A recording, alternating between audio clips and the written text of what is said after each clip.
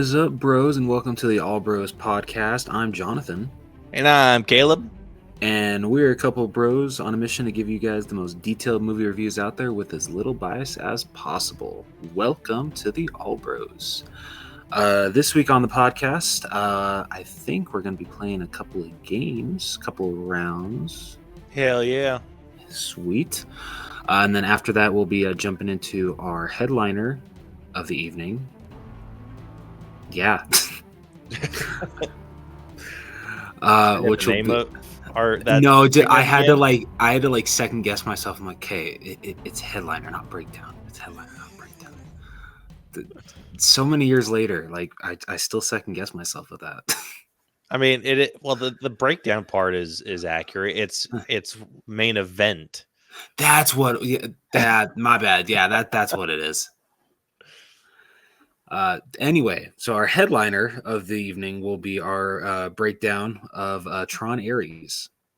Hell yeah. The biggest, I think it's the biggest box office blunder of the year.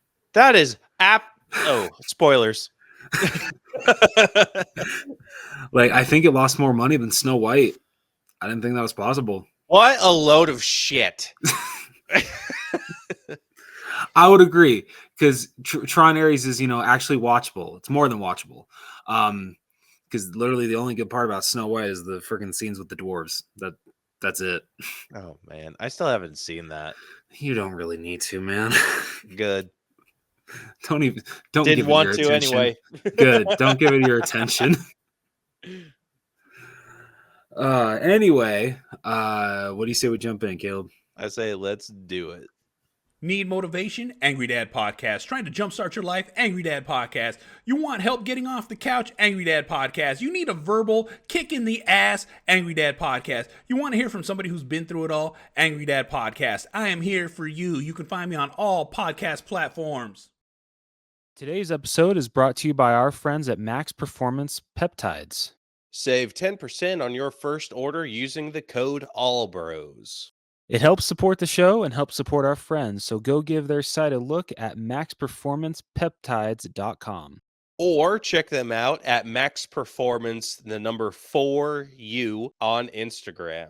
Links to everything can be found in our bio. All right, so like I said, we're going to be playing a couple rounds of our two favorite games. And I forgot the names of them. Caleb, can you remind me what those are? Yeah, so we got reel to reel and head to head. That's what they are. So let's play some games. All right. Let's start off with with reel to reel. Let's go.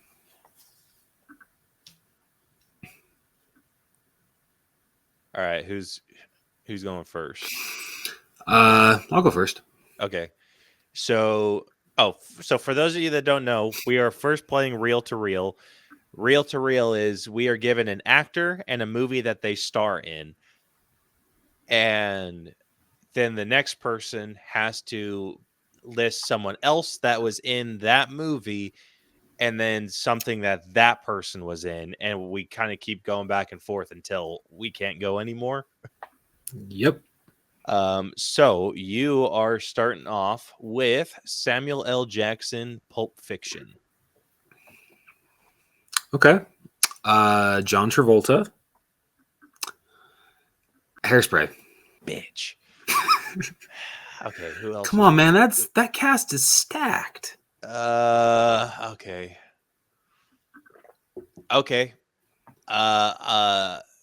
Amanda Bynes, was she in Hairspray? Yeah, she was. Yes. Okay, Amanda Bynes, She's the Man. I knew you were gonna say that one. God damn it. Was Channing Tatum in She's the Man? Yes. Oh, thank God. Okay. Thank you. All right, Channing Tatum, 21 Jump Street. Okay.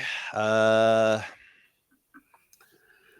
throw you a curveball. Ice Cube, Are We There Yet?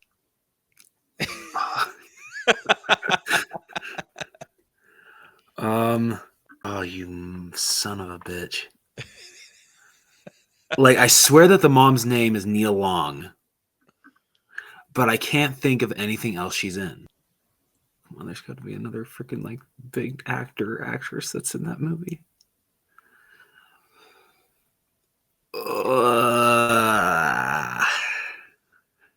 Shit, man, I think you got me.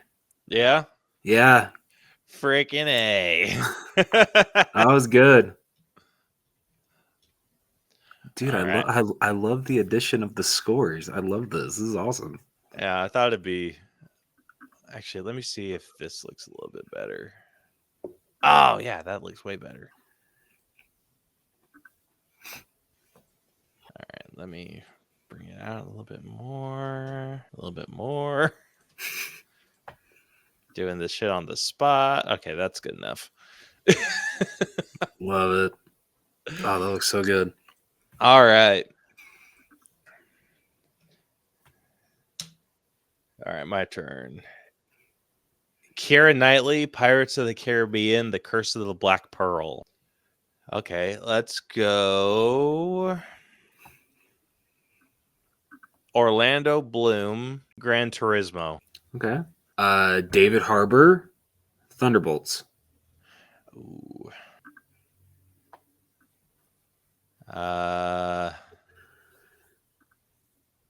Gosh, who do I choose? Seriously. Let's go. Florence Pugh, Little Women. Okay. Emma Watson.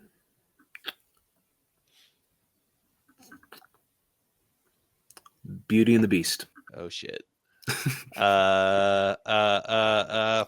Fuck. Okay, Emma Thompson. Oh shit, what's that? Late Night. Wait. It's that one that we broke this movie down. Oh, yeah. Okay. Mindy Kaling, Inside Out. Can a voice work too? Yeah, that works. Okay. Okay. Okay. Oh shit. Oh no.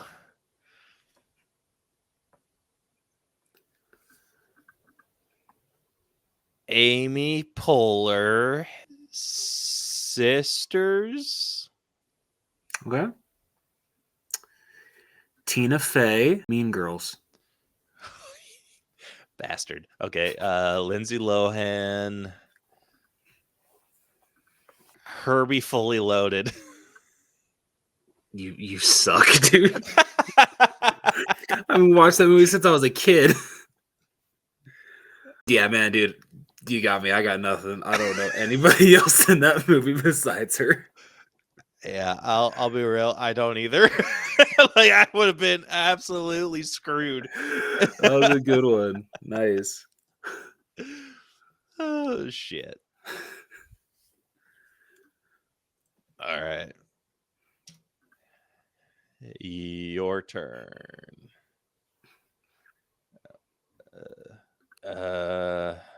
Okay, let's go. Michael B. Jordan, Creed. Oh, the Sylvester Stallone, The Expendables. Okay. Jason Statham, Hobbs and Shaw. Okay. Dwayne Johnson, Red One. Okay. J.K. Simmons, Whiplash. Miles Teller, Get a Job. Oh shit.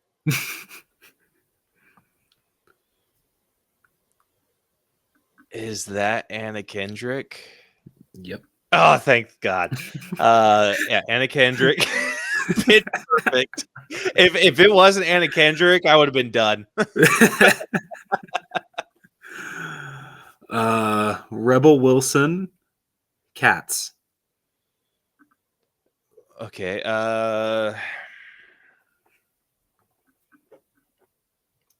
James Corden, Peter Rabbit. Daisy Ridley, Star Wars: The Force Awakens. All right. Adam Driver, Lucky Logan. I think it's Daniel Craig. Yep. Is that him? Okay? Okay, Daniel Craig. Oh God, what's that movie? Knives Out. Oh, balls.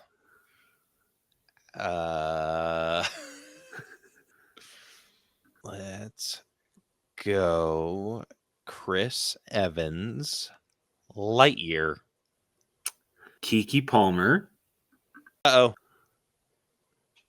What happened there? I don't know. We're still good? Yeah, we're good. Okay. Okay, so Keke Palmer. Aquila and the Bee. Bastard! Oh, that was the one I was hoping you didn't do. I was gonna do one of those days, but I didn't think that you'd see that, so I thought that this one would be easier for you. Oh God.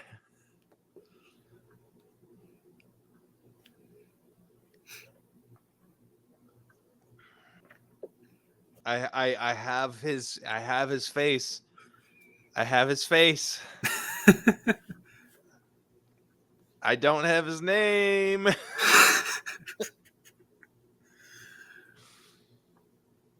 Ah, shit. Am I given? Yeah, Yeah. What's his name? Lawrence Fishburne. God damn it.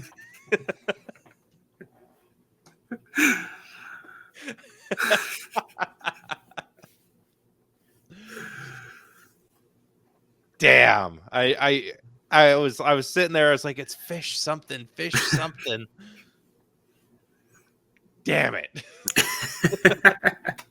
Oh God. I knew. I was like, I couldn't remember his name. That's what was getting me. I was just like, okay. Because I was thinking through like all of Keke Palmer's shit, and I was like, all right, I think like I'm like, if he chooses Get Out, I got Daniel Kaluuya locked. Like, and then I was like, oh, like if he chooses like Aquila and the Bee, I might be screwed. And then the panic set in, and I completely his name. Dude, Shit. I've never seen Get Out, so I didn't even know she was in that. No, not Get Out. Up? No. What was the alien movie that she was in with Daniel Kaluuya? The Jordan Peele one. Oh, oh shit. Was it Nope? Oh yeah. Okay. Yeah, that one. All right. So that's 3 rounds of reel to reel. Let's go over to head to head. All right. All right. So head to head, for those of you that don't know, is a different game. We are given a category of movie, and we go back and forth, trying to find movies that fulfill that category, or that could be included in that category, and then we just kind of go back and forth. So, for example, movies where someone runs dramatically in the rain, like that could be a category. So we just have to think of movies where that happens, and then we just go back and forth until we can't anymore. Yeah. All right. Then I'll start off with this. Movies that take place over the course of a single day. Groundhog Day. Yeah. There you go.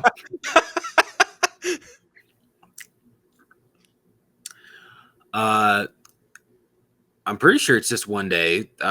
Alexander and the Terrible, Horrible, No Good, Very Bad Day. I'll give you that one. Oh shit. Ooh, this is kind of a deeper cut. It's this movie with forget his name. It's called Boss Level, but it's another like Groundhog's Day situation. Okay. So if it starts the night of a certain day and then carries into another day, does that not count? I think that can count. Like maybe in a single day could be 24-hour period. Okay. Halloween Kills. 1917. Ooh, good one. United 93. Okay.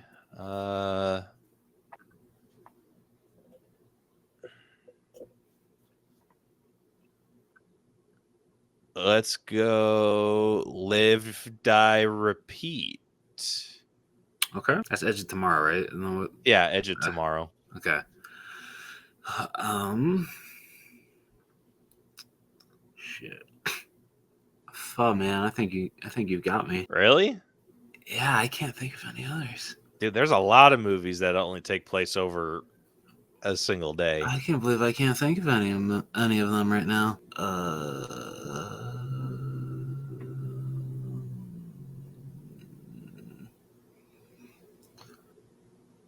Is that... Shit, man, dude, I'm drawing a blank. I got nothing.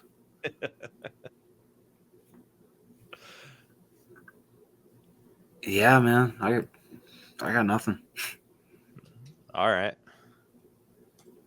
I'll take it. What was going to be your next one? I'm curious. So my next one was going to be Better Watch Out.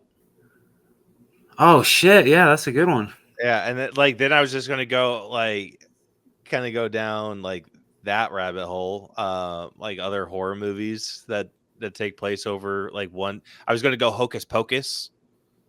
Ooh. Does Krampus take place over one day? I want to say yes. Son of a bitch. Oh well. Because I think it's the day that their family comes into town. That's what I thought. And then just it weaves its way into the early morning hours of the next day. Yeah, so technically a 24-hour period. Okay. All right. Your category is movies where a phone call changes everything. That's so specific. Yeah, seriously. Fuck, why am I drawing a blank? Yeah, feel free to veto if you want. Yeah, I'm gonna veto because I can literally only think of one movie. It's one more than I had. Movies featuring an iconic villain laugh. Okay. Excuse me. Did he start laughing in the first one? Child's Play. Not the one I thought you were going to kick it off with. The Dark Knight. Spider-Man. Ooh, that's a good one.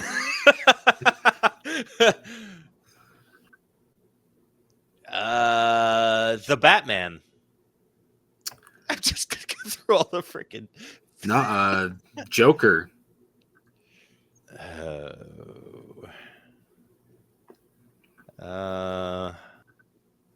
And just for those of you that know, the only rule we have with this is we don't do franchises, or franchise movies. So I'm able to get away with doing the Christopher Nolan Batman and then Tim Burton Batman.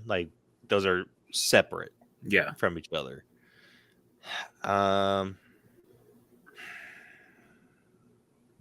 this is going to be cheap. Batman: The Killing Joke. Okay. It Chapter 1. Ooh. Gosh, you're getting creative with yours. I'm just doing different variations of Joker.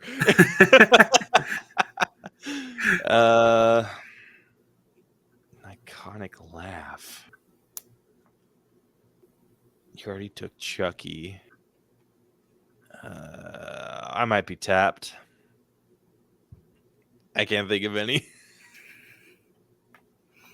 Did you have another one locked or?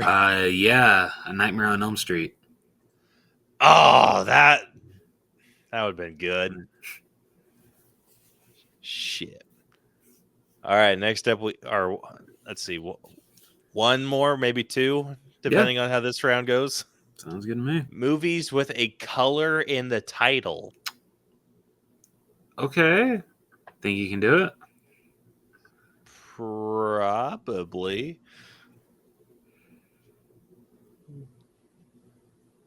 Yeah, I think I can. Think I can make that happen. Okay.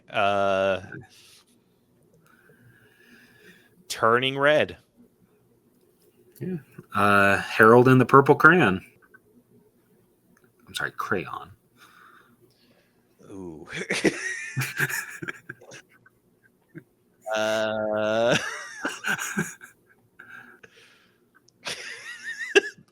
Black Panther. Ooh, that's a good one.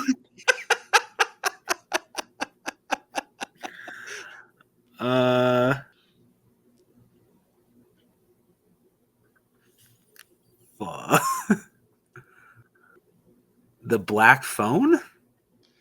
Ooh, okay.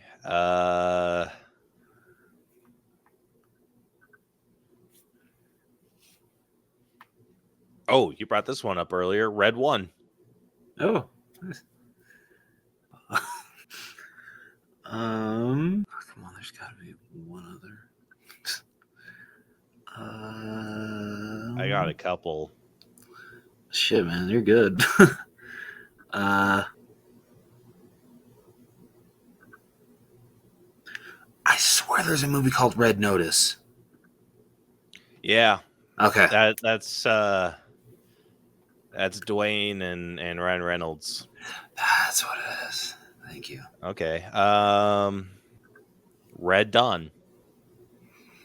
There's a lot of movies with red in the title. Yep.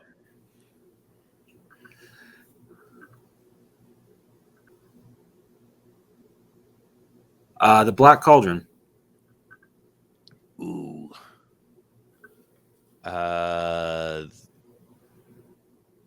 The Green Mile.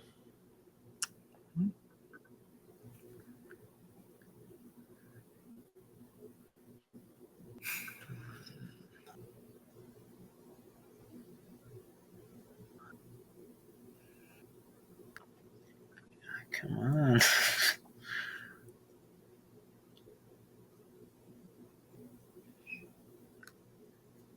Shit, man, I think I'm tapped out. Are ya? Yeah, dude. I can't think of any.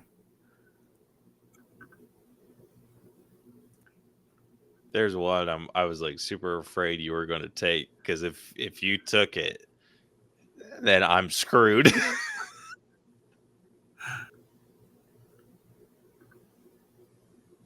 Oh, wait. Okay, wait. Sorry. Snow White. Ooh, okay. Black Adam. Son of a bitch. How am I not thinking of these superhero movies? I know. That's what I was thinking. I was just, because you already brought up Dwayne Johnson a couple times, so I was just like, oh shit, like if he brings up. But legit, if you come up with one more, you win. All right. Like, I have one in mind, but I can't remember if this was an actual movie. Deep Blue Sea.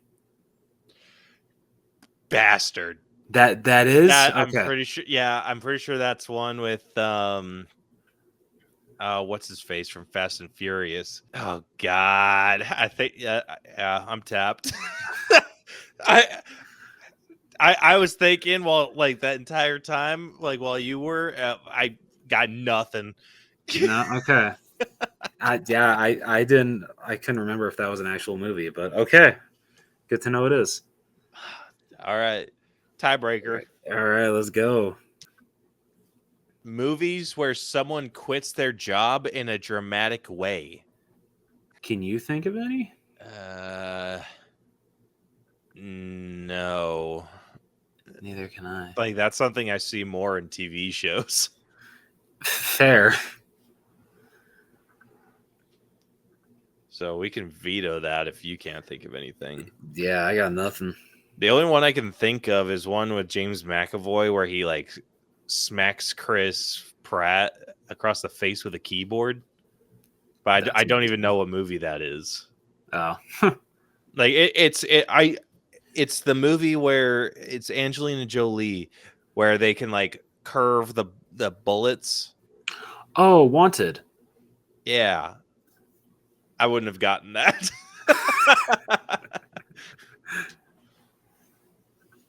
All right, how about this? Movies that revolve around a secret identity. Why am I drawing a blank on this shit? Yeah, are you kidding me? This is Wait, easy no. peasy. Yeah, no. Okay. I think I can do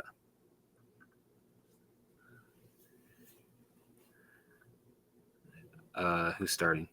You are. Okay.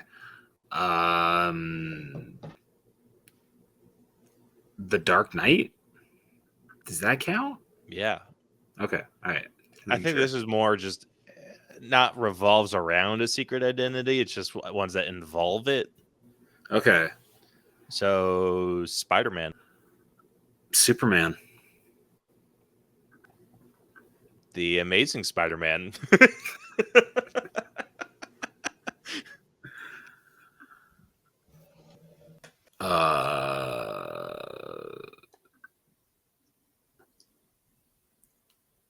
I don't think he really hides it that much.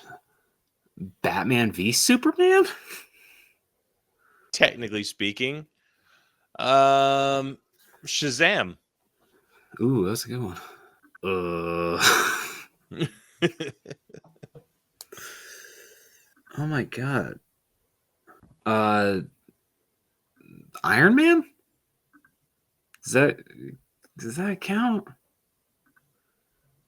If it's a gray area, I can come up with another. I'm going to say that's a gray area. Okay, deal. Oh my god.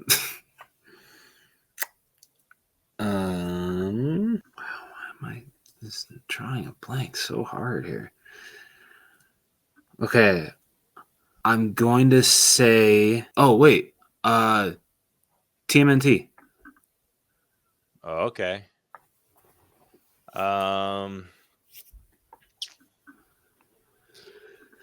Here's a gray area for you. And it's this specific movie, Spy Kids 3D. Wait, who's hiding their identity on that one? Technically Junie, because everyone thinks he's the guy. Ooh. Yeah. So like I said, there's a gray area because I think at some point he does think he is the guy. Yeah, I'd give you that one. Yeah. Yeah. Okay. Ooh, I got a really good one. I think I do too. I hope this counts. The Mask? I'll give you that. I was going to go Ready Player One.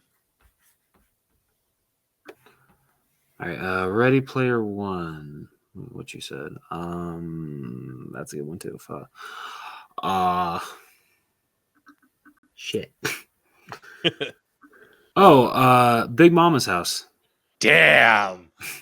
Oh, okay. Mrs. Doubtfire. Ooh, good one. White Chicks. Bastard. Oh shit. You might have me. I can't think of another one. Because MCU stopped caring about identities a while ago. True that. Like no one else really cares. I already took Batman. Damn, I think I might be tapped. Shit, okay.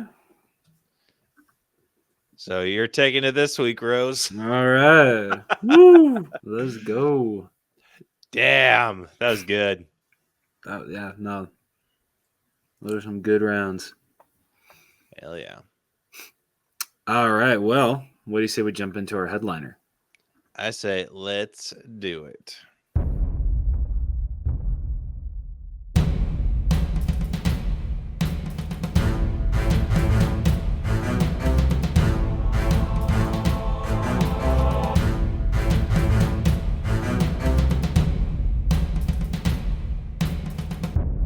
right, so like we said, the headliner of this episode is going to be our breakdown of Tron Ares.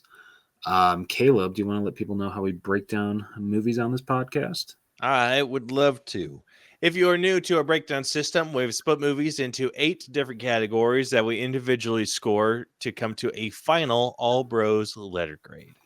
The 8 categories that we score are story, writing, acting, character development, effects, music, costumes, and then we give it our own personal score at the very end. All of these numbers get magically added up and spit through our algorithm and give us a letter grade to compare this movie to others of a similar grade. So if you have not seen Tron Ares, I don't think it's in. Is it still in theaters? No, but it is on digital. Okay. Yeah. So you can watch it on digital now. I don't believe it's in theaters anymore. But if you have not seen it,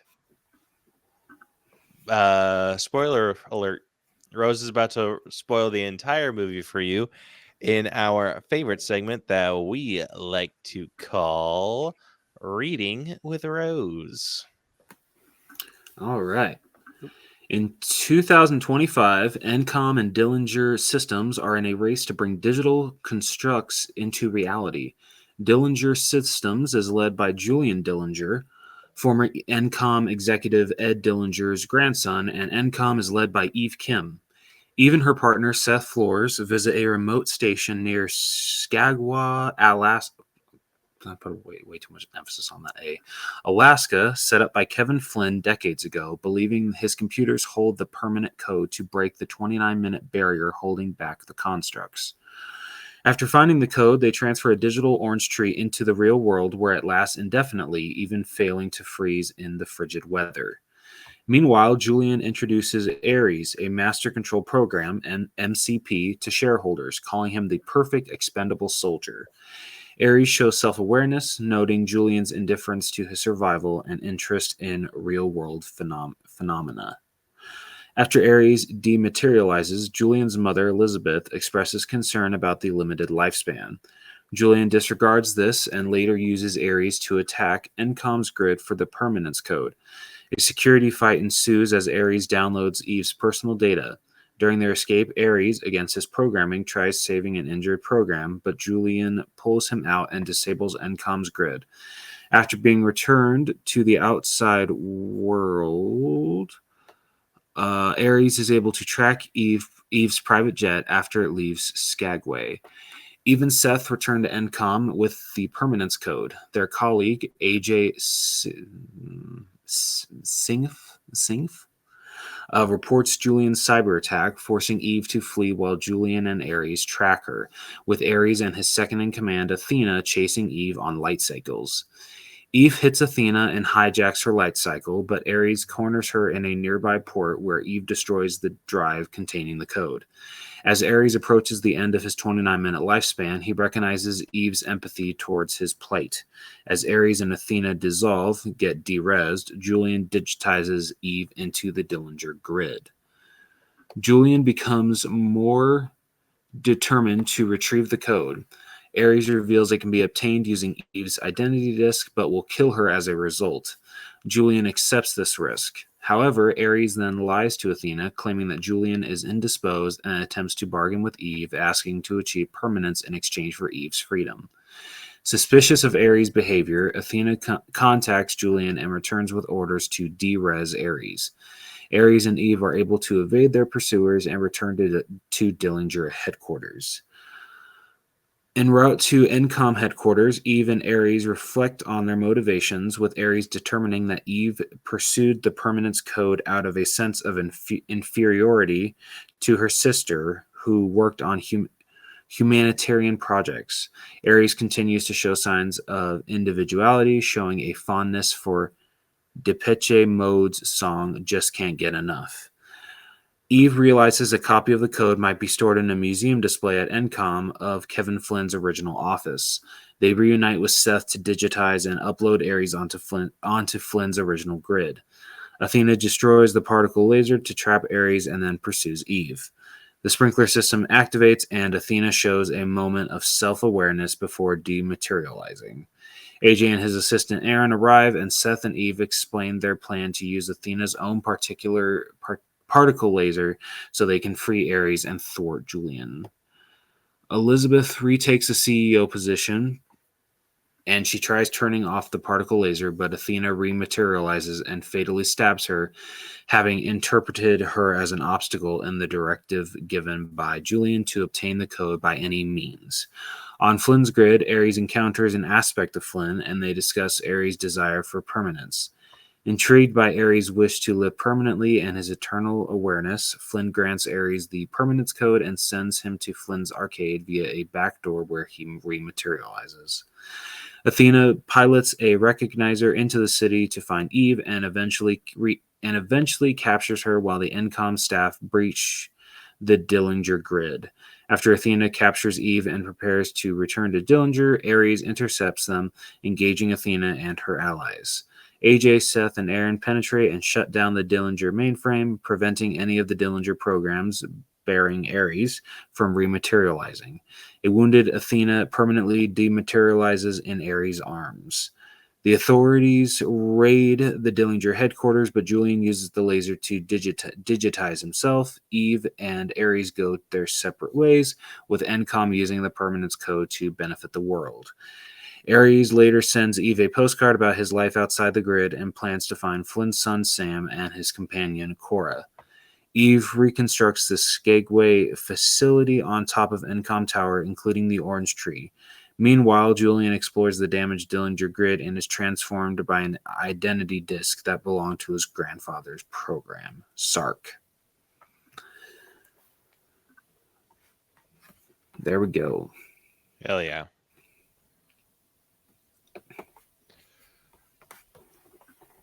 Oh, man. Dude, just coming right out of the gate with this, there's no reason that this movie didn't perform as good as it should have. I can give you a huge reason why. Yeah, Jared Leto. That, and also, like, Tron Legacy did well enough, but, like, it wasn't, like, anything outrageously profitable. And that's kind of what sucks about the Tron franchise. Like, it's so cool to look at, and I think for the most part, like, the story is definitely there, and the characters as well. But just for some reason, it just can't attract a lot of people.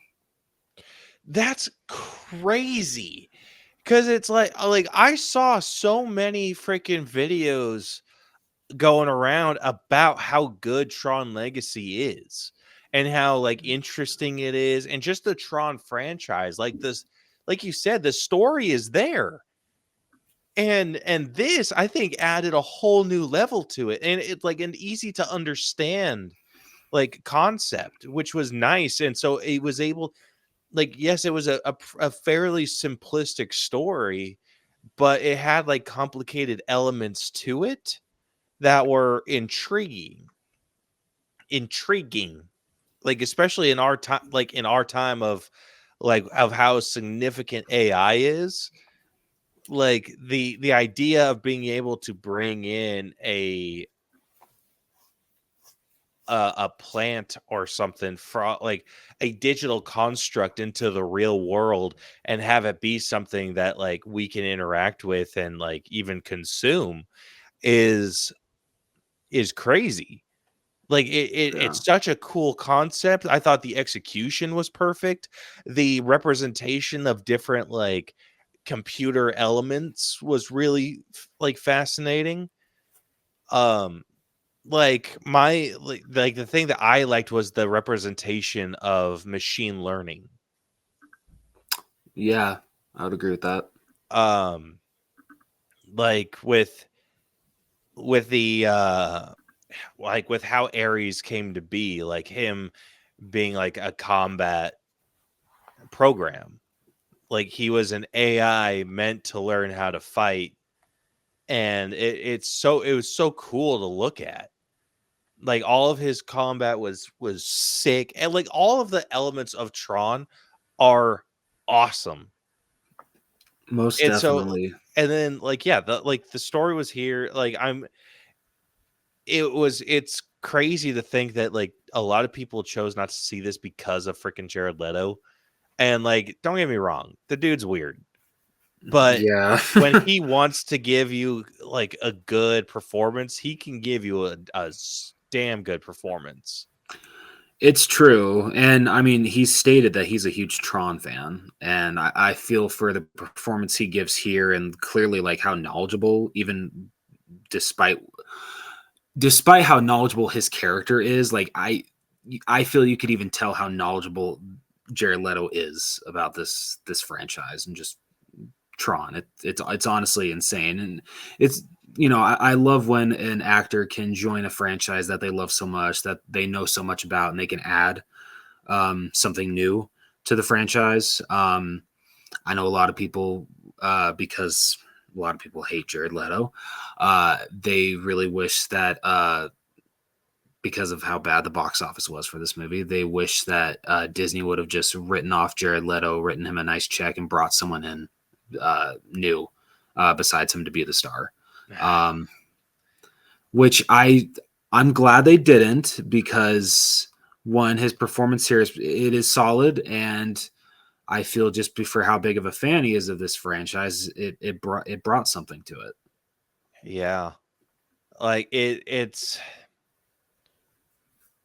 I don't know. Like I think people give Jared Leto too hard of a time sometimes. Like, is the dude a weirdo? Like, yeah. Like, has he ruined some like fairly good, like not ruined, like his role in like the Suicide Squad, too much. Like, even Yeah, hearing the stuff that was happening behind the scenes, like too much, guy. Like, are you seriously. serious? Like, it's not that freaking deep. Like, chill. You didn't see Joaquin Phoenix doing anything like that on either Joker or Joker Folie à Deux set. Yeah. And then like the other one that people give him shit for, Morbius, or is it Morbius? Yeah, Or yeah. aka Morbin time. Yeah. Like his role in Morbius, like he was not the problem with that movie. The whole movie is the problem. Yeah. Like he was just like, I think he's perfect for that role, for like the character and how that character looks. Like, I thought he was a spot on fit.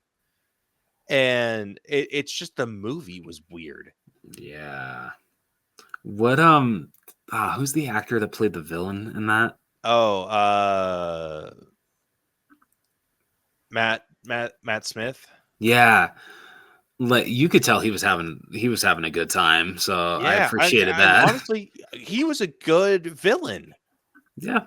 He was a really good villain. And like, they had the elements. It's just, I think they just wrote it funky, and like it's hard to have a movie about a Spider-Man villain without including Spider-Man. Dude, that was Sony and their decision to do that. Because like, I'm gonna ignore the Venom movies, because like those were actually like pretty decent. I know they're Because included in this. yeah, but Venom's an interesting character on his own. That's true. Yeah, the person that decided, oh yeah, let's do a Madam Web movie, a Morbius movie, a Krang movie, and not mention Spider-Man, or because I don't think they even mentioned Spider-Man, and of course they don't include him. Nope. Like, who the hell at Sony thought that was a good idea? Like, come on. Yeah, freaking ridiculous. It's insane to do. The only Sony movie that I haven't seen yet is Craven. Hey, same here. And I kind of really want to. Just because I hear it is like freaking nuts. Was it ever put on Netflix? It was, but you had to have like the special subscription for it. It was so dumb. Wait, like the $24.99 one? Yeah, let's see. Yeah, it's on Netflix right now, but you have to have a special subscription for it. Oh, that's freaking dumb. Yeah. So I have to pay the top tier price to watch. Yeah, you have to have the ads-free plan to watch. Okay, so you have to have one. So, because I think there's 3 plans with Netflix. There's the big 4K get everything $24.99 one, and then this 18 one that gets you that, but a step down, but with no ads, and then there's the ad one. Yeah, let me see what you have to subscribe to. Or not. Yeah, so you have to have an ad-free plan. That's so dumb. So so you have to have the standard plan, standard or premium. That is ridiculous that you're still paying money and you don't have access to everything on a streaming service. Well, it's restricted due to licensing. Oh, freaking Sony. Yeah, so the licensing restrictions keep it from being totally free. Sony, you suck. Yeah. I know you give us Ghostbusters, but you still suck. Yeah, but I mean, yeah, Jared Leto is not the problem with Morbius. No, I would agree. It was the way that Sony was dealing with that with Spider-Man. You could have included Spider-Man very easily without bringing in Tom Holland and everything. You could have just had a Spider-Man. Yeah, seriously. That's the part that gets me. It's we weren't asking for a lot. It's just a Spider-Man. Yeah. You didn't have to touch Tom Holland. Just include a Spider-Man. Doesn't matter who. I'm pretty sure Garfield or Maguire would have done it pretty easy. But you could have had just a random ass Spider-Man too. We don't in that instance, I think having Spider-Man with without taking his mask off would have been really beneficial. Oh yeah, definitely. That would have been even easier. Just have Tom Holland do some voice work. Seriously. How cool would that be? Oh yeah, I would have loved that, but no. Yeah, and then in that case, I think that would have been cool to kind of have that focus on the villain, but then and so show basically make the villain kind of I don't want to say relatable, but make us understand the villain, and then throw Spider-Man in, make Spider-Man the bad guy of the movie, where he comes in and it's just no, you don't understand, that kind of shit. How cool would it be if he's we go on this whole emotional arc with one of their villains, and then suddenly when he's in the moment of trying to get his revenge or whatever the case may be, where it feels satisfactory to us for him to take this revenge, then Spider-Man comes in, completely screws it up, and you're just no. That would be such an interesting take. Yeah, I would. It more just shows off that the villains aren't always wrong. Yeah. Maybe there's some justification to their actions. I think that'd be wildly interesting. Just to throw in the wrench that is Spidey. Yeah. But having a completely disassociated story with no Spider-Man insight whatsoever is crazy. Yeah, that was such a stupid decision. Yeah. But we're here to talk about Tron Ares, not freaking Sony's decisions with Spider-Man villains. I will say one of the biggest things I really appreciate about this story is they definitely tried something new with Tron. That's one of the biggest things I enjoy about this franchise. Each movie tries something different. You're not the first one, I know a lot of people laugh at the graphics nowadays, but freaking back then, those were revolutionary. And so Tron Legacy kind of kind of did the same thing. Like it mostly stuck to the grid. Where for the most part of the movie, we are in the grid, and so I think that was a good decision because with how much we've evolved with technology, you definitely want to showcase like how good it could look in there. And then I love in this movie, we do see the grid, we do see a good amount of that, but we actually see it taken to the real world. That was some of the coolest shit I've seen in a good long while. Seeing those light cycles race around New York City or wherever the hell they were, that was badass. Oh yeah. Dude, seeing the light trails interact with the real world, nuts. Dude, freaking when that one splits that police car in half, I know we saw it in the trailer, but still seeing that on the big screen, whew, that was awesome. Yeah. I really liked the drones that encircled what was her name? Eve? Yeah. Yeah. So that circled Eve, and then how she was trying to like get out, but like couldn't climb on it because it was like too steep or whatever. Like that shit was crazy. Yeah.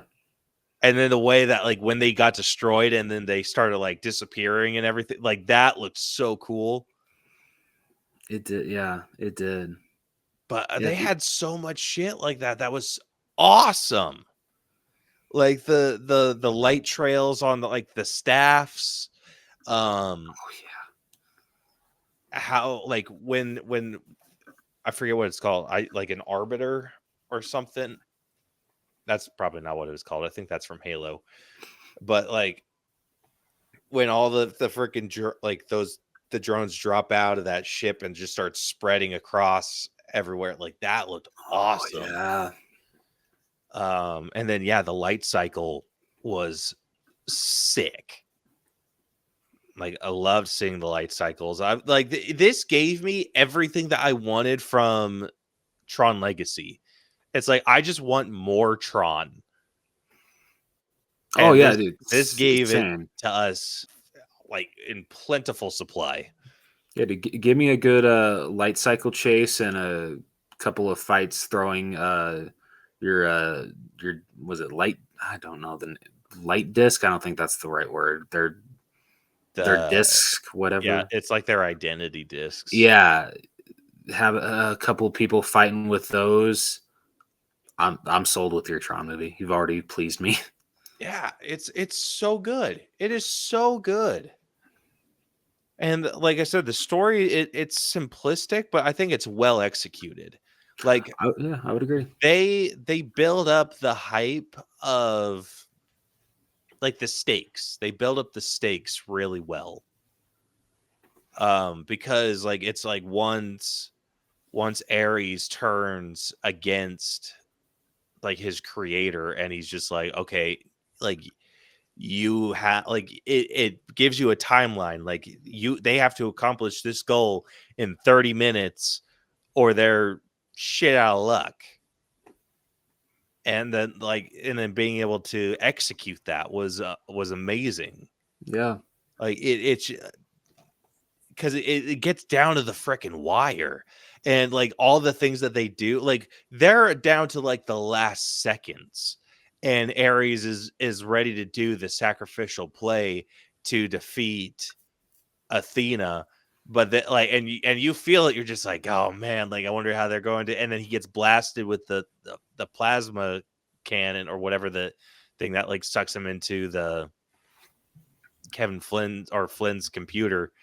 And then you're just like, oh shit. And then like you have a whole new problem. Like the stakes were constantly keeping you on your toes. Yep. And I thought that made for a very interesting story. Like this is one that I'm like, it didn't quite crack into the 90s, but I'm like at an 88 with it. Like I loved this story. Like I love that how like it was easy to follow. It's been a while since I've watched Tron Legacy. I feel like that gets a little convoluted. But yeah, so I mean, I liked the story in Tron Legacy, but I think this did it better. It simplified what it was, upped the stakes to like the nth degree. It was damn near perfect. in its execution. Fair. No, I'm a little lower than you. I'm at an 82 for story. I do think when it comes to telling a story of Tron, me personally, I think Legacy did it a little better. I know we're not supposed to, compare, but just like the story and Legacy, I vibed more with. But not detracting from this story, because I agree with everything that Caleb said. Like the way that they pulled this off, bring the grid to the real world, the story keeping you on your toes because you think one thing is going to happen, and then all of a sudden plot twists, and here we go into something new. I really appreciated that. Overall it's a very solid Tron story. And I feel for how difficult I feel Tron is to like tell a compelling story. I think that this movie did a really good job with it. I feel like all three of the Tron movies have. And I think that that's something that shouldn't be overlooked, because the whole idea of Tron is like just so out there, I feel. And the fact that we've had like three movies that like their stories are actually like pretty solid. Like, maybe the first one like not as solid as these two. The first one, I think the problem with the first one is it suffers from the problem that most older movies have, and it's that it's old. Yeah, that is fair. And it's like they included a lot of shit there's a lot of fluff. Like they could have trimmed down that movie significantly. And I think that's the problem. Like if you cut the fluff, Tron is a great movie, but there's so much fluff in it that it distracts from like what it could have been. No, but I think right. With a modern day cut or a modern day edit, I think that has the potential to be a great re-release. If only Disney had the confidence. Or the freaking balls. Yeah. Unfortunately, after this one, I don't think that we'll be seeing anything Tron for quite a while. Yeah, I think it'll be a hot minute. Yeah. Which sucks, because I mean they have like Disney. I think Disney sees the potential in Tron, because I do too. Because I mean, freaking look at that new ride that they just came out with. Yeah, that ride looks sick. Yeah, and it's just like they know what they have, but it just something keeps getting in the way. Yeah, and unfortunately, I think this time it was Jared Leto. Yeah. So but he was great in this role, and I think people just saw Jared Leto and they're like, oh, I'm not getting involved in that, whatever this is. Because I even saw fans that were like, they were pretty decent fans of Tron, and they're like, oh yeah, new Tron movie. See Jared Leto's attached. Oh, never mind. Yeah, bullshit. Like, I've told this to multiple people that are just like I was talking to a buddy at work about like the new Witcher, the new season of Witcher. Yeah. And how they recast Henry Cavill with Liam Hemsworth. And he was just like, he was so unwilling to watch the new season. He's just like, oh, I'm not even going to watch it. I'm not going to watch it. And I was like, okay, why? Like, was season 3 bad? No, season 3 was good. Okay, so why wouldn't you watch season 4? Well, because they recast Henry Cavill. Okay, so you're not even going to give this new guy a chance? Well, no, I've never seen him in anything good. Well, what if he's good in this? And then it's just like, well, no, like just refusing to give him even a shot. And I told him, I was just like, I have no problem with the recasting. Is it funky? Yeah. Like it's weird to kind of recast like a main character like that. Like I think you could have done like a complete rewrite. Like it basically created a different Witcher or whatever, but like whatever. But to not even give the new guy a shot to prove himself I'm like, can't you just watch it to enjoy the material? Like, you have to watch it, or you refuse to watch it because of an act or a casting decision, something that you have enjoyed up until this point. Like, and he said, he's like, I played the games. They're deviating from the video game or the book story or whatever, and Henry Cavill decided not to be part of it because they're deviating too far from the story. Okay, then how far did they deviate from season 3? Well, they deviated this, and this. Okay. Were those bad changes? Well, no. And I'm like, okay, so the storytellers had an idea in mind. Their lead didn't like it and chose to basically like part from the project. They still had a story to tell, so they filled his role with someone that would help them fulfill that story. But you're refusing to watch it because of that recasting. It's silly. It's like I've enjoyed this story up till this point, but a recasting is going to like change it. It's like, no, let the directors, like, if the directors tell a shitty story, like, that's on them. Yeah. But you not even giving this like a new casting a chance, or giving an actor a chance to prove themselves. Like, yeah, has Liam Hemsworth been in anything that I would define as groundbreaking? No. But you could still give him the opportunity to do that. Like, he could blow you away. You might like him better, but you'll never know because you're not willing to give him the chance. And it's the same deal with Jared Leto. And it's just like, I don't think people are willing to give Jared Leto the chance just because he's been in bad projects. Yeah. I didn't think I'd be defending Jared Leto this episode, but Yeah, here we are. I'm sorry though. I'll tell you one role that I can't defend him on because I just think he's going to be horribly miscast in it. Him cast as Skeletor in the Masters of the Universe. Dude, oh man, listen. I think he's crazy enough to do it.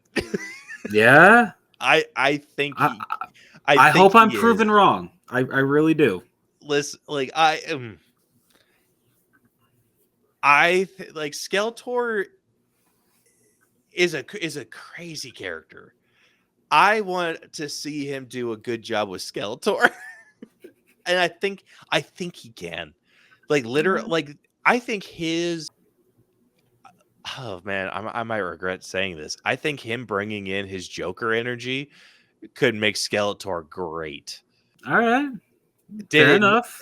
Listen, it didn't work for Joker. I think he needs to up the crazy just a bit, throw in some of that Joker swag. I think you got it. Like, but here's the thing. You cannot do anything other than the skull with Skeletor. Yeah. You can't. If you do, like, horrible failure. True that. Like, I want them to do, but like, and this is my frame of reference too. His portrayal of the box head ghost, or the box hat ghost in Haunted Mansion. I forgot that he was in that movie. Yeah. Kind of great. Fair enough. I do remember it being pretty solid. So if they could pull that off, I think they could pull Skeletor off. But Skeletor has to be like at a good portion CG, or at least just the skull. That would make the movie for me. If they could just like skull, like basically do like a practical suit and just do a skeletal, like just replace his face, like basically pull a Nicolas Cage with Ghost Rider. Like, I could be down for that. I'm looking forward to see what they do. Have they released anything with that movie? No. Like I know they've done posters and like little teasers and stuff, but Yeah, that's it. that's There it. hasn't been any When's that teasers or movie anything supposed to like come that. out? Does it come out or in 26? Yeah, I'm pretty sure. I'm excited for that one. I never watched the show or anything like that, so like I'm sorry to say, like I, in a way, could care less. But like, if you want to I'm break with it down you. and watch it, I'll go watch it. I've watched bits and pieces of He-Man. Mostly just like little clips and stuff, and I think it is delightfully cheesy. All right. It's kind of like G.I. Joe. Like it is in that same vein. Like it's like Thundercats, then He-Man, G.I. Joe. I view all of those in like kind of the same vein, Yeah. where it's just like like I said, wonderfully cheesy. And I'm excited for it. Because it's like I've tried going back and watching the show, and it's a little on the boring side. But I think it's because I don't have the nostalgia for it, Yeah. because it wasn't something I ever like grew up on. Yeah. But I do love like little bits of it. Like I love, like I used to do this all the time. Like I don't even know, like when I'd see like clips of it on like Boomerang or whatever, where He-Man like grabs his sword and it goes, "I have the power." Like I did that all the time. Anytime I had like fake swords, like I would do the He-Man, like the "I have the power," or like just random shit like that. Funny enough, and fun fact, hold on. Let me, before I make a fool of myself.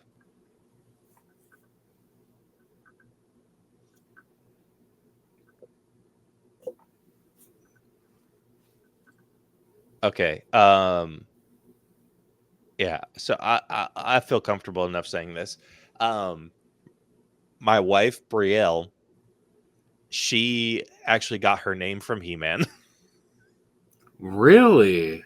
Yeah. So there's a character in there that I thought was more like related to He-Man, but I guess not. But there's a character in there named Dree-El. Huh. And yeah. So, and I think her, Interesting. yeah, and then her mom turned it into like Brielle, That's cool. right? That's awesome. At least I think. I'd have to ask her again, like where she got that, but I do remember her saying that it was somewhat related to He-Man. Okay. Yeah, that's awesome. I'll ask her again, but that, as far as I'm aware, like I do recall her mentioning something like that. So yeah, I might ask her. Okay. Anyway, writing. I thought this was pretty solid. I think this one especially does a really good job at explaining like everything that's going on, like why the grid is what it is, like what Dillinger has done with it, why these two companies are at each other's throats. Just I will give this one a one up over Legacy. I do think that the writing does a better job at not spoon feeding it to you. Like they're not trying to make you feel stupid for like having to simplify it so much. It doesn't get to that point, but it does such a good job at making sure you understand why these characters' motives are what they are. Why the grid is what it is, stuff like that. So I do appreciate this movie a lot for that. Yeah, this is definitely a good movie if you wanted to start. Like, I think that this movie could spark an interest in Tron. Absolutely. because it does do a really good job at not, like what you said, not spoon feeding it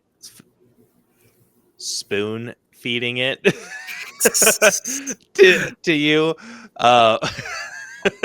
Foon speeding, huh? Yeah, foon speeding. um it it explains everything very well, very easy terms.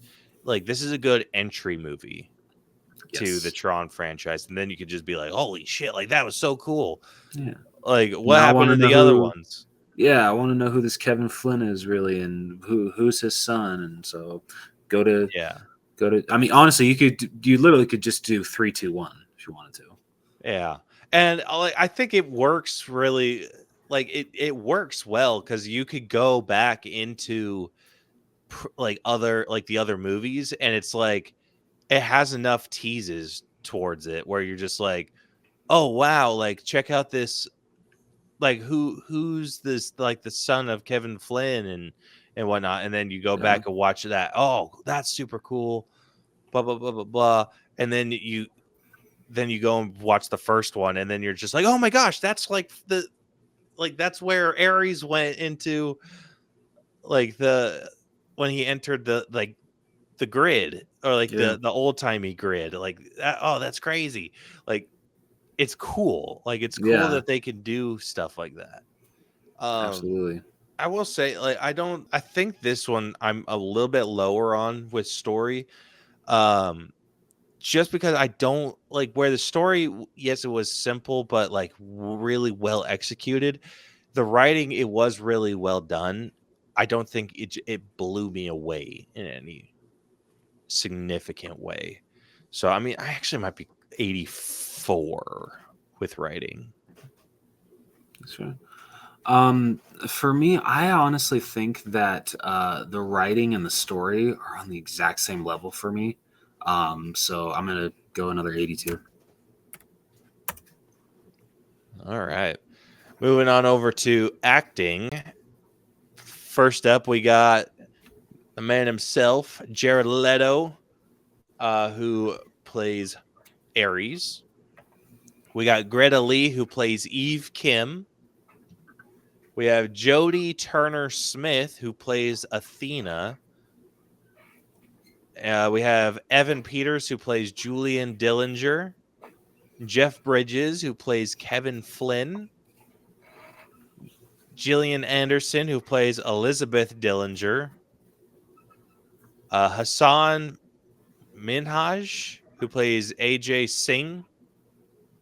And then we have Arturo Castro, who plays Seth Flores. All right. What's your top three look like? So number one, I'm giving to Evan Peters.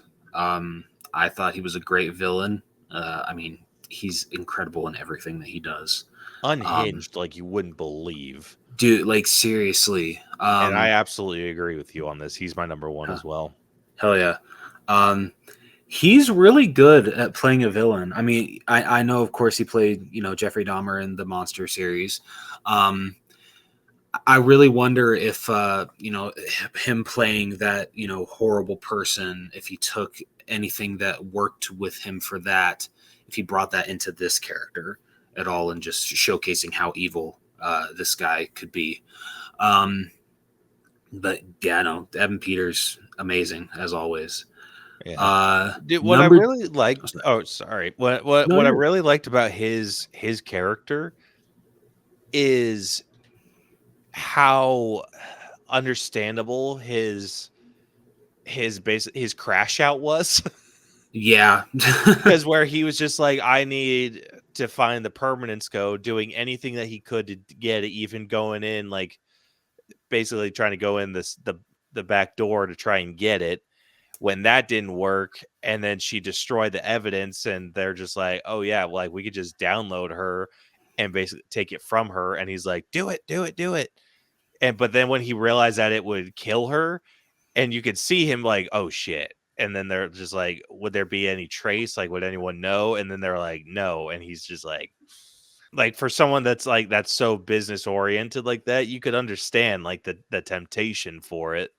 Yeah. And then when he's just like, okay, do it. Like, I think he struggles with that for a minute. And then when it's like she escapes and he's just like, what the hell? Like, like that, I think that's the shit that gets him and then it's just like, oh shit. Like, if she gets out and tells everyone, like, I'm done for. And so, yeah, him trying to be like, by whatever means necessary, like, kill her, like that, completely understandable. Yeah. Like, it's not right by any means, but I think that's No. like, it's understandable why he had the major freak out that he did. Yeah, definitely. And he portrayed that so well. Just that, oh shit, like, I'm gonna get caught moment was Yeah. amazing. No, definitely. So who's your number 2? Number 2, I'd give to the actress that played Eve, Kim, right? Me too. Yeah, Greta Lee. Yeah, she did a great job here. I especially loved her whole storyline with how after her sister died, she took over the business, but then we find out like the cracks between that, like as the movie goes on. So you find out like what her relationship was like with her sister, because wasn't it like her like their parents like always saw her sister as like the one that was gonna be the most successful, like, and Eve kind of got. I don't know. I think I think they were both like pretty like that. Like, from what I remember, they were both like fairly successful, and Okay. they worked like pretty closely together. But she began to separate herself once her sister got sick. Oh yeah, that's what it was. And so finding the permanence code was her attempt to basically like complete her sister's work. Yes, And then that's she what it could was. like kind of basically set it aside and part from the company. Yeah. Okay. Yeah. Okay. Yeah, that makes more sense. Yeah. No, she was really good. Enjoyed her character a lot, and her story was pretty solid, and she did a really good job. Yeah. She did really good. Like, her one of my favorite scene of hers was really early on. It's when she knocked Athena off of the light bike. Oh yeah. And then she's just like looks over the edge, and Athena's like laying sprawled out on the concrete, and she's like, okay, tries to pick up the bike, and then like starts like hears movement or whatever, goes and looks again, and she's like running up the freaking. That was so freaking scary. Yeah, that was insane. And oh my gosh, how close she got! Insane, Seriously, that was insane. crazy. Like, Yeah. he scared the shit out of me, dude. Like, oh man, it's just like, run, bitch, run. Oh, for real. But yeah, she's again number 2 for me as well. Hell yeah. Number 3, I think we are going to be different on this one, because number 3 I would give to who was the last one on the list? Arturo Castro. Yeah, I loved his character, his energy, Seth Flores. He definitely brought the comedic side to this movie, and I loved him for it. It was entertaining watching him work with Eve, and just yeah. So he was my number 3.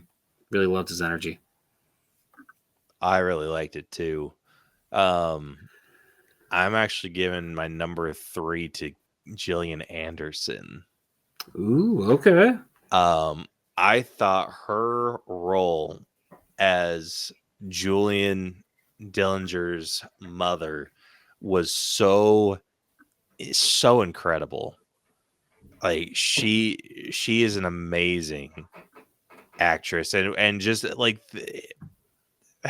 the like they had such good chemistry as mother son. And her, I don't know, it's just her like almost disdain for him and like his actions was so like evident, and she played it off so well. And so when she was finally like, I'm shutting this shit down, and Athena comes and bushwhacks her, like, it was heartbreaking. Like, it was crazy. It's just like, oh man, like you saw it coming from a mile away, but it still freaking hits you where it hurts. Yeah. But yeah, I loved her. Close number 4 though would be Jared Leto. I would agree.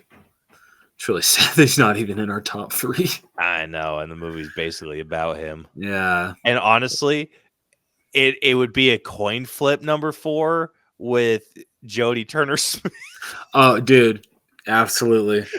Like, I think that's the part that's like more messed up, because she was the most intimidating person I've seen ever. Like, Yeah, she was amazing in this. She was so scary. Freaking wild. Absolutely wild. And I freaking loved her. Yeah, no, she was so good. All right, where are you sitting with your acting score? Just because of like the solid performances, I think I will be just like slightly higher than my story and writing. So I think I'd give acting an 84. I'm actually just 1 point below you at 83. Oh yeah. All right, next up we got character development, which I think this could be done on Ares. I would say so. You know, seeing him go through with literally just being a program, and then watching him like become sentient and realizing that he wants to get out of the grid and actually become a human and have feeling, you know, all that jazz. I feel for the most part like it's pretty decent character development. I mean, you know, like it's a pretty like simple character development. I feel like, oh, this character starts out as a computer program, starts to realize what they were programmed to do is not the right thing, and then progresses into like actually realizing what's right, what's wrong, and comes to the conclusion that they want to be sentient, they want to be human, whatever, and they're able to have that wish granted by the end. Yeah. I think the montage that they went through, kind of explaining Ares' origins and how he came to be, really helped with like how he's just like constantly in a state of learning.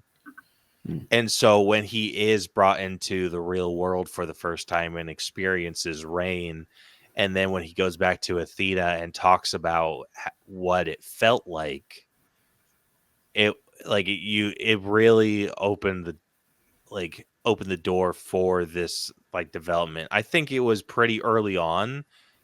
And I think that there could have been a little bit more struggle with him accepting, like he was already like 100% on board with being human. Yeah, I I guess. think he And had I a think, little bit more of a struggle. yeah, like I think him denying or rejecting his programming should have taken a bit longer than it did. Like him wanting to help and like maybe like go with Eve to discover permanence, and it having it be more like, I want to be able to experience the real world for longer than 30 minutes. Like I can't fully experience what the real world has to offer in 30 minutes. And so him seeking that out, seeking the permanence code, and then like Eve trying to keep it from him, because if he gets his hands on it, then Dillinger has his hands, would have made more sense. Yeah. And then him like eventually him basically turning completely. I think he should have gotten the permanence code and then turn against Julian. Like I think that's how like the order of operations. Like I think it should have been later in the movie that he kind of turned against, and then Athena gets sent after him to retrieve the permanence code. Yeah, I would agree. Yeah, but it was good. I mean, it was, I'd say like fairly average, so I'd be giving it like a 75. I don't think it was anything too spectacular. It wasn't. I think I'll go a point higher than you at 76. All right, moving on over to effects. So good. Dude, So freaking, even if you hate the story, the characters of any of these movies, you cannot deny the effects in any Tron movie, even if we're looking at the original, are cool as hell. So sick. So ridiculously sick. Yeah. Just absolutely awesome. And I love that, like with Tron Legacy, they mostly focused on, blue, that being like what we really saw the characters in for the most part. And then this one they focused on the red, and I just loved that variance. That was super, super cool. We still saw some blue characters in the grid, but for the most part we're focusing on the red, and so badass. So sick. And when he shifts from his red lights to like, it was more white than anything, right? Yeah, When he shifts to the white light, I'm like, oh, so cool. sick. Awesome. Like they did like the way that they're able to play with light in these movies is so well done. It is 100%. it's fascinating to look at, and their designs for everything are incredible. Yeah, Like it's so good. Like this is one I'm really freaking high in effects because I thought the action was good. It was wildly intense. The different, like the light cycles, the planes, the little personal glider shit, so cool. yeah, that was awesome. Like they took everything that I liked about Tron and just upped it, and it looked incredible. Like anything that like, and oh my gosh, my favorite freaking scene is the way that they recreated the OG Tron. Oh, dude, they did such a great job with that. I know. I haven't even Amazing. seen Tron, like the OG Tron, in years. Yeah, And I don't think I've seen it since I watched it before Tron Legacy came out. It was the last time I watched it. yeah, that's when I watched it too. Oh yeah. And it hit me with nostalgia so ridiculously hard. I'm like, no freaking way. Like, this is ridiculous. No, it was awesome. Like, oh my gosh, like everything about it, dude. Like they even did like where they were like in black and white. Like the skin was in black and white, but the suit was in color. Yeah. Oh my gosh, so good. Yeah. So Such good. great attention to detail. Amazing attention. And I loved every single second of that. Same here. I was like, this hits in a great way. So I'm probably at like 97, honestly. Like Okay. I'm up there. I'm just slightly below you at a 96. All right, moving on over to music. I feel this was pretty good. I don't think it's as good as Tron Legacy soundtrack because that one was done by Daft Punk. Yeah. But still, like for a Tron movie, pretty solid soundtrack, I'd say. It was. So like, cause I'd probably be at like an 8 or 9 for Tron Legacy, probably an 8. So like for this one, I'd be at a 7. I would probably go. Yeah, I'd probably be at 7 as well. Hell yeah. I have to rewatch Legacy. I haven't seen that one in a hot minute. Yeah, Just to know where, because I remember being like, I'd probably, I don't know. I think with this one, I'd be more like a 7.5. Fair. But yeah, anyway.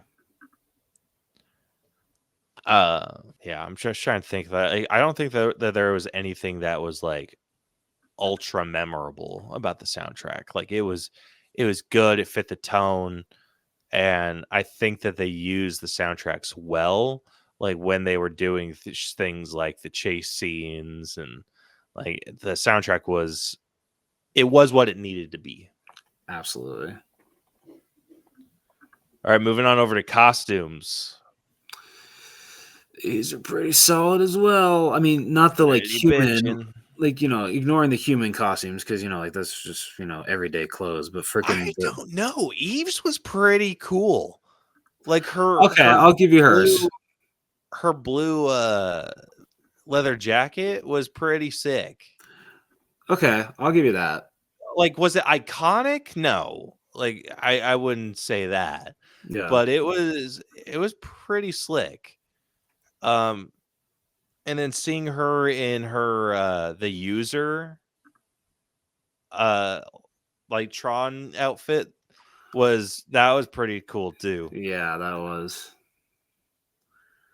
But I mean, oh yeah, dude, freaking I love that like his was like the full on helmet, whereas the other ones just had like the visor kind of helmets. So could definitely tell he was the most important one. yeah. But just like they freaking like took the costumes from Tron Legacy and just freaking dialed them up to 10 in this one, and they looked so good. Oh yeah. Also the triangular discs, or whatever you want to call them, sick. Yeah, dude. so sick. Like I loved when they were doing the when they were trying to break down the firewall of, like, what was it, Epcon or whatever it was. Yeah, it was something like that. Yeah, with like basically Eve's company. Like I loved the fight that they were having, where they were throwing the triangular, or where Ares was throwing the triangular disc. Like it was slick. Yeah, that was It looked awesome. so good. This is one I'd probably be at like an 8 with it. I don't know if it quite cracks 9 for me. I absolutely agree. All right, last up we got personal score. Who do you want to take this one? Up to you. I want to hear yours because I think I'm probably gonna be lower than you. Oh, probably. I just getting into it. I'm at a 90. Shit. Okay. I really like this movie.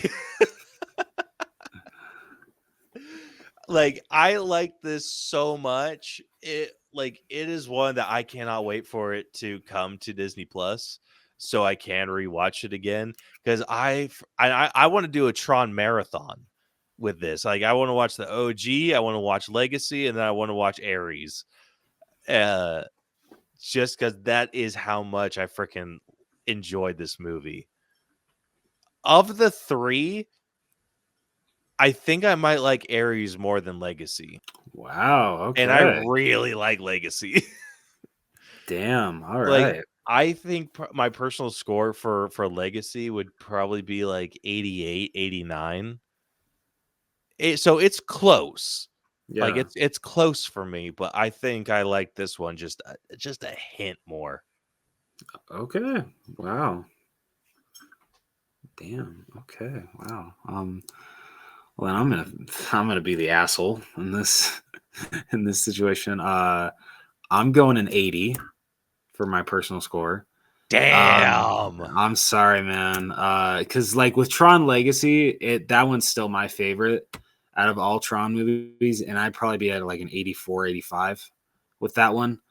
So like I do feel like, don't get me wrong, I really enjoyed this one. I think this is a solid Tron movie, but like ranking why I can't even like rank the first one because I haven't seen it in so long.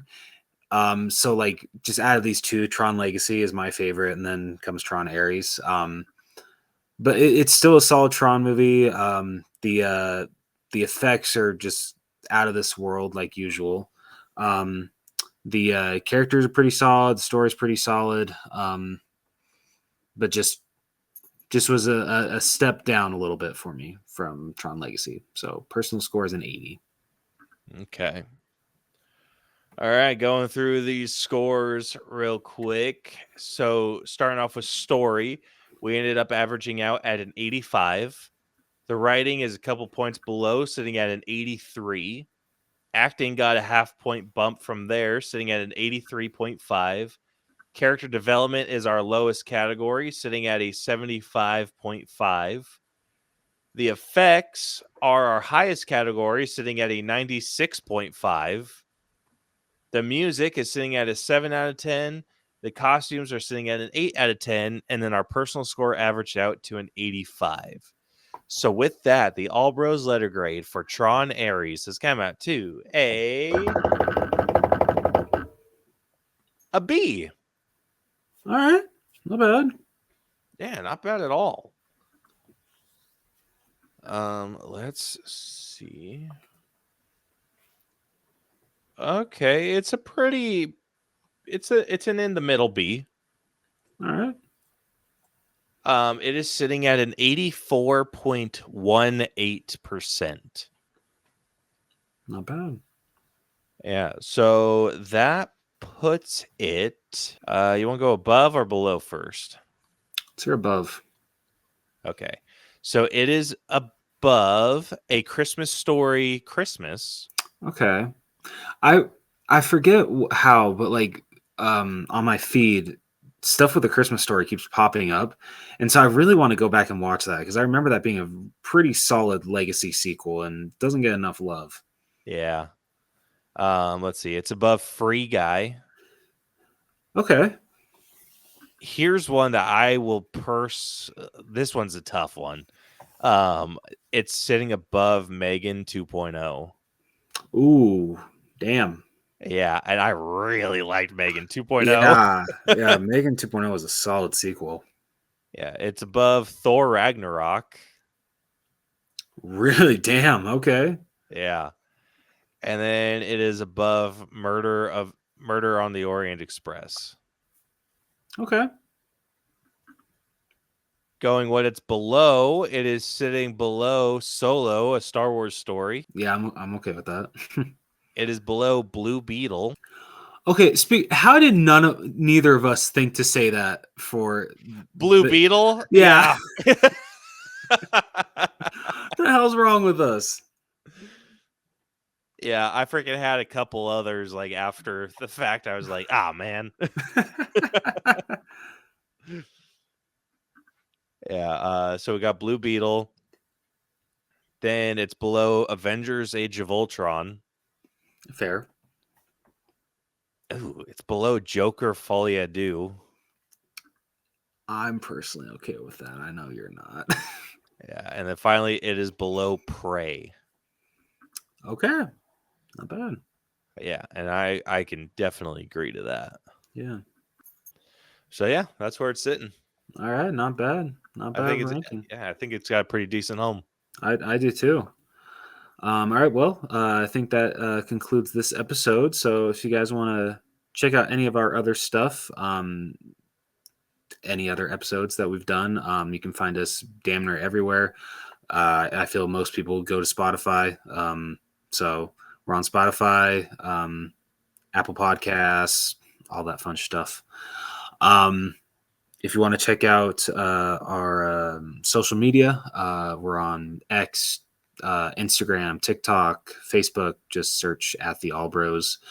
You can email us at the AllBros channel at gmail.com.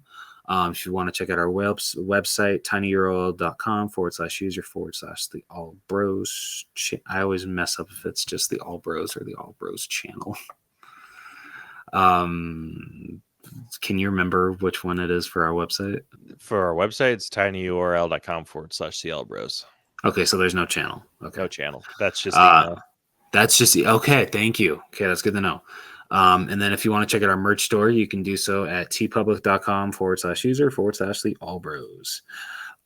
Next week on the podcast, Caleb, I was thinking, have you seen that movie F1, that Brad Pitt racing movie? No. So I just got that in the mail because Groove was doing a really good deal on some 4K movies. So I picked that up. So do you want to do that next week? You can. Okay. All right. Well, then next week will be F1 starring Brad Pitt. But until next, But until then, this has been the AllBros Podcast. I'm Jonathan. And I'm Caleb. And we will catch you guys next week. See ya. Deuces.